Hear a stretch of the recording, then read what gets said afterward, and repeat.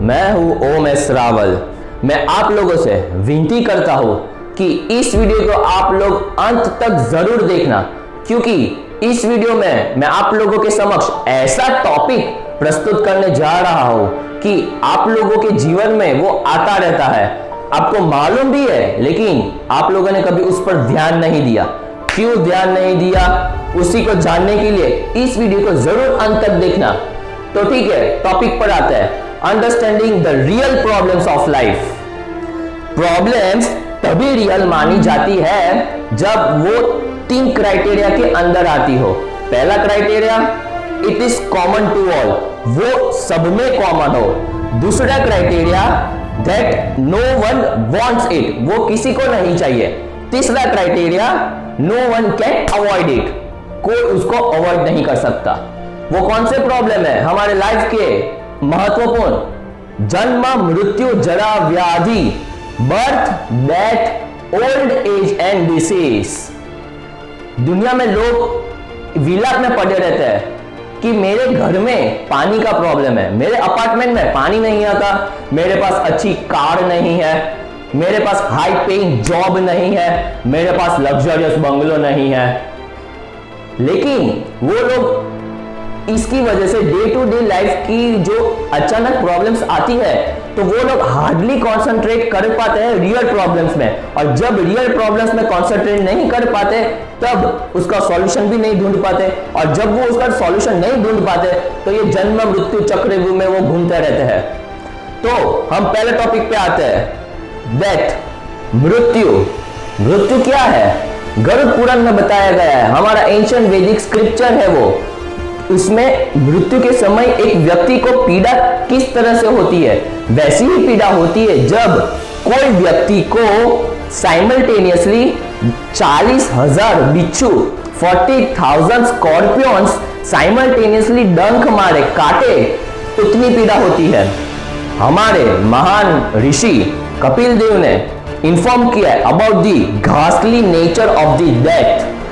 वो एक ऐसी बीमारी है, उन्होंने बोला है कि वो एक ऐसी बीमारी है जब जो व्यक्ति उसमें वो बीमारी में जाए, तो उसके बॉडी के अंदर की जो वायु होती है, वो वायु में जो प्रेशर क्रिएट होता है, वो प्रेशर के कारण उसकी आंखें बाहर आना शुरू हो जाती है। हमारे बॉडी के जो ग्लैंड्स होते हैं, वो म्यूकस के साथ कंजस्टेड होने लगते हैं, हमको सांस लेने में तकलीफ होने लगती है, और हमारे थ्रोट में रैटलिंग जैसा साउंड आने लगता है। तो इतनी पैथेटिकली हमारी मृत्यु होती है। श्रीमद् भागवतम में 3.30 16 से 18 के बीच समझाया गया है कि हमारी आत्मा ये लिविंग बॉडी से इतनी हैबिचुएट हो जाती है कि उसको मृत्यु के समय फोर्सफुली निकाला जाता है by the laws of nature.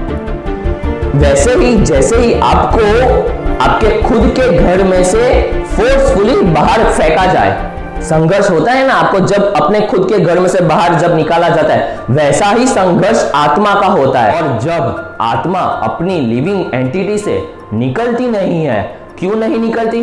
क्योंकि उसको आदत पड़ी होती है अपनी ये बॉडी से। और जब वहां संघर्ष होता है, और वो संघर्ष के दौरान जब हमको पीड़ा होती है, वो ही पीड़ा हमारे ऋषि मुनि और शास्त्रों के द्वारा समझाया गया है। हम देखते हैं कि छोटा से छोटा जीव अपनी मृत्यु को टालने के लिए कितने अद्भुत प्रदर्शन दिखाते हैं। मैं वो आपको वीडियो दिखाता हूं, आप देखिए।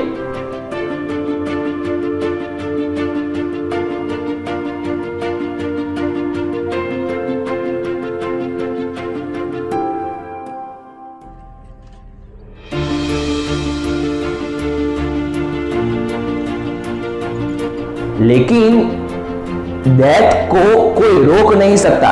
It is inevitable and one day all have to face it, भले ही वो खौफनाक और दर्दनाक हो।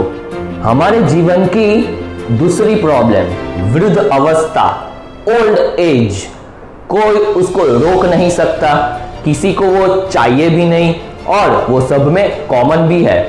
एक मिलियनर अपने मिलियंस ऑफ मनी स्पेंड करता है, डॉक्टर्स को हायर करता है और उसको कहता है कि मेरी ओल्ड एज, मेरी ये वृद्ध अवस्था को रोको आप लोग। लेकिन बाद में डॉक्टर्स को रियलाइज हुआ कि अगर हम यंग से ओल्ड एज में आते वो मैकेनिज्म को समझ भी पाए ना तो भी इसको हम रोक नहीं सकते। वैसे ही जैसे सूर्य उदय होने से और सूर्यास्त होने से कोई रोक नहीं सकता, thus inevitable time can not spare anybody. मैं भी नहीं, आप भी नहीं, सब लोग को एक ना एक दिन वृद्ध अवस्था में जाना है। सब लोग एक दिन छोटे छोटे बच्चे थे, सब लोग को एक दिन युवा अवस्था में आना है, सब लोग को एक दिन वृद्ध भी होना है और सब लोग को एक दिन मृत्यु का भी सामना करना है। हमारे लाइफ का तीसरा प्रॉब्लम डिसीज, बीमारी। हमारे इस जगत पर इतनी सारी बीमारी है कि हमारे मेडिकल साइंस के एक्सपर्ट्स उसका इलाज ढूंढते रहते हैं, लेकिन हमारी मेडिकल साइंस की हिस्ट्री हमको बतलाती है कि एक बीमारी का इलाज ढूंढते हैं तो उससे भी दर्दनाक दूसरी बीमारी हमारे सामने प्रस्तुत हो जाती है, जैसे कि गोनोरिया, साइफल, कैंसर, एड्स एक्सेट्रा। और अभी के माहौल में, अभी के वातावरण में हमारा प्रिय कोरोना वायरस चल रहा है। मुझे उसके बारे में आप लोगों का एक्सप्लेनेशन देने की जरूरत नहीं है। One of the richest man of the world, Rockefeller, उसको क्रॉनिक इंडाइजेशन की एक बीमारी थी। इतना रिचेस्ट होके भी वो पूरे जीवन में क्या खाता रहा, क्या पीता रहा, वो सिर्फ पीता रहा, खाता नहीं रहा। क्या पीता रहा? सिर्फ और सिर्फ वेजिटेबल सूप। मैं दूसरे व्यक्ति का नाम नहीं लेना चाहता, उसका मैं नेम नहीं लेना चाहता, लेकिन उसको यूराइनाइट मतलब मूत्र त्यागने में प्रॉब्लम होता था। एक रिपोर्टर ने उसको पूछा कि आपका दूसरा क्षण, आपका ऐसा कौन सा क्षण है कि आपके जीवन में सबसे खौफनाक हो? तो उसने बोला the next moment of passing urine. उसका दूसरा ही क्षण मूत्र त्यागने का। और हमारे भारत के ऋषि कपूर, इरफान खान कहाँ है अभी? वो ना अपनी डिसीज को रोक पाए और मृत्यु को, डेथ को भी रोक नहीं पाए। तो मैं वो आप सबसे यही कहना चाहता हूं कि money is not the all thing which we need. हमारा चौथा प्रॉब्लम लाइफ का, बर्थ, जन्म। मैं नहीं चाहता कि आप लोग फिर से एक गर्भ में जाए, फिर से आप लोग वो गर्भ की पीड़ा सहन करें। साइंस भी कहता है और हमारा शास्त्र भी कहता है कि जन्म लेने के समय बालक को कितनी पीड़ा होती है। मैं आप लोगों को बताता हूँ, पहले तो वो बच्चा 9 महीने तक गर्भ में रहता है पूरे अंधकार में। बाद में उसको जो माता की अंदर की गैस्ट्रिक फायर होती है उसको वो सहन करना पड़ता है।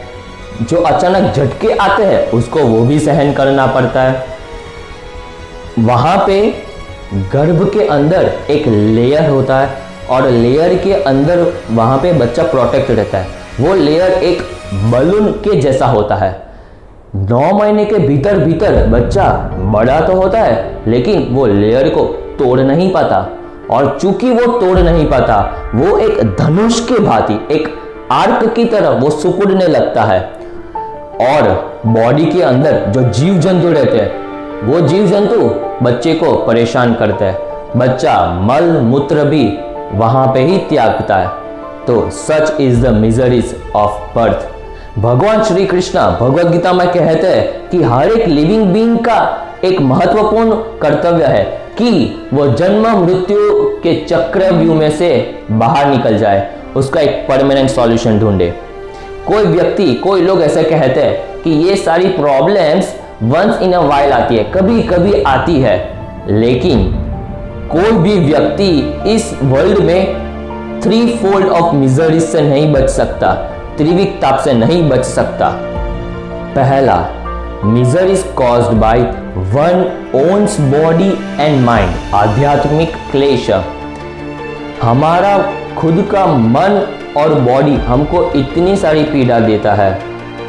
मैं WHO वर्ल्ड हेल्थ ऑर्गेनाइजेशन की बात करता हूँ। उन लोगों ने इन द ईयर 2000 में एक स्टैटिस्टिक निकाला था कि अमेरिका में 19 मिलियंस जवान लोग मेंटल इलनेस से जूझ रहे हैं, उन लोगों को दिमागी बीमारी है, और 1200 जवान लोग सुसाइड करने की अटेम्प्ट करते हैं और उसमें से 1/10 सक्सेस भी हो जाते हैं। और कई बार कोई लोग मेंटल फ्रस्ट्रेशन के कारण भी सुसाइड कर देते हैं। और वृद्ध अवस्था में आपकी खुद की बॉडी आपको पीड़ा देती है, ना आपको ढंग से उठने देती है, ना बैठने देती है। दूसरा, miser is caused by other living entities. अगर आप लोग सोचते हो कि मेरा माइंड, मेरा बॉडी हेल्दी है, लेकिन आप लोगों को कोई दूसरे के कारण आप लोगों को पीड़ा होगी, कोई दूसरा व्यक्ति आपके जीवन में पीड़ा लाएगा, आपको पीसफुली नहीं जीने देगा। जैसे कि आपके बॉस, आपके कलीग, आपके फ्रेंड, आपके फैमिली मेंबर्स, और या आपके एनिमी, आपके शत्रु, और विलन के विलन, महाविलन, टेररिस्ट। और अगर आपके जीवन में ये सब नहीं है, ये सब की परेशानी नहीं है, एक वायरस तो आपको परेशान करेगा। और यदि वायरस ने भी आपको परेशान नहीं किया तो मच्छर, मॉस्किटो आपको तो जरूर परेशान करेगा। तीसरा, misery is caused by nature, आधिदैविक क्लेश, जैसे कि फ्लड्स, हरिकेन्स, सुनामी, अर्थक्वेक और एक्सेट्रा। आप लोगों को मालूम होगा शायद, पोम्पेई में एक बार वॉल्केनिक इरप्शन हुआ था। वो वॉल्केनिक इरप्शन के कारण 20 फुट की हाइट पर एक लेयर बन चुकी थी। 20 फुट की हाइट की एक लेयर थी लावा की, और वो लावा के लेयर के अंदर 20,000 लोग मारे गए। ये सारी जो डिवास्टेटिंग कैलेमिटीज होती है वो आती है एक बार, लेकिन बहुत बड़ा हैवोक, बहुत बड़ा तांडव, मृत्यु का खेल बनकर चली जाती है।